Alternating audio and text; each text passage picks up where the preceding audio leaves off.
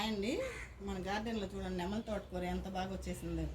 Already దీంట్లో మనం పసుపు వేసుకున్నాం. ఈ కుండీలో విత్తనాలు పడి మొలుస్తూనే ఉంటాయి అని చెప్తా కదా, ఎలా వచ్చేసినాయి చూడండి. నాకేమో పేక బుద్ధి కాదు, కొంచెం పెరిగితే మనకు ఉపయోగపడుతుంది కదా అని ఉంచుతాను. తోటకూర చూడండి ఎంత బాగా వచ్చిందో.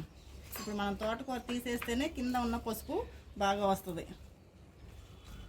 చూస్తారా ఎంత బాగా వచ్చేసిందో తోటకూర.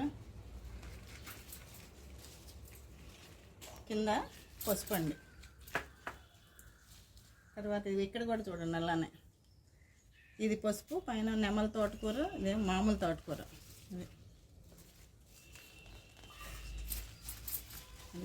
ఎంత బాగా వచ్చిందో చూడండి తోటకూర.